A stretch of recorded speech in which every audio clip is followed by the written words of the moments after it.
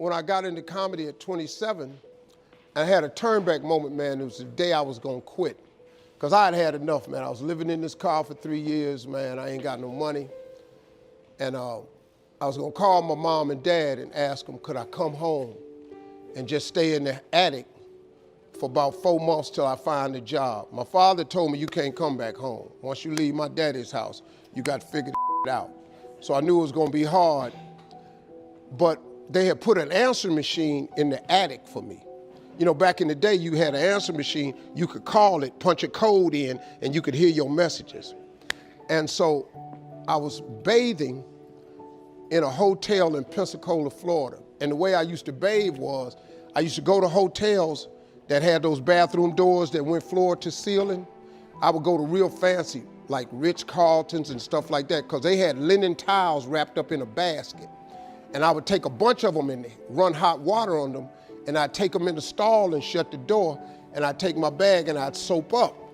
Then I would wait till the coast was clear, and I'd run out and get a bunch of more rags and soak them up and come out and wipe it off. Then I'd stand there and dry, put my clothes back on. That's how I bathed every other day, man.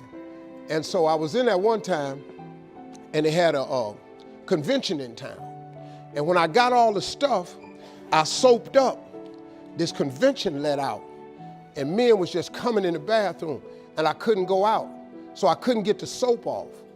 So I let the toilet seat down, and I'm sitting there, man. I just started crying. I said, man, I can't take this no more. I'm finna quit.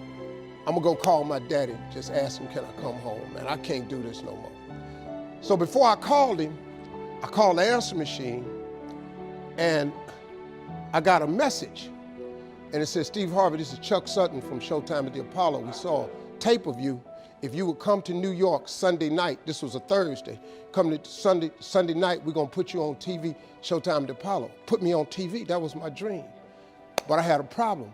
I had $25, and I couldn't get to New York. How was I gonna get to New York with $25? So I said, man, I went back in my car, and I'm crying again. I said, man, God, I finally get a shot to get on TV, and then I can't even go. I said, how could you do this to me? You know, I'm 30-something now, man. I've been waiting my whole life, and you get me here? So I said, man, let me call this machine back and just see if he said this Sunday. And I called it back, and it said, Steve, this is Chuck Sutton from Showtime at the Apollo. We saw a tape. We have an opening for you Sunday. If you could get here, give me a call, let me know. We'd love to put you on TV. I said, so I got ready to hang up, and I heard, boop, you have another message. And I punched in the code, and the message says, Steve Harvey, this is Tom Sobel from the Comedy Caravan.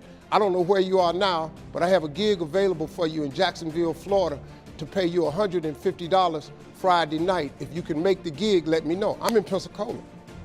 So I called Tom Sobel. He sends me to this gig to make $150. I go the next night, I make the $150, but I was so funny, the club owner said, if you stay the next night, I'll pay you another $150. I got $300. I called Chuck Sutton back at the Apollo and said, hey man, I just got this message. If you still got room for me in New York, I'll do it. He said, yeah, come on.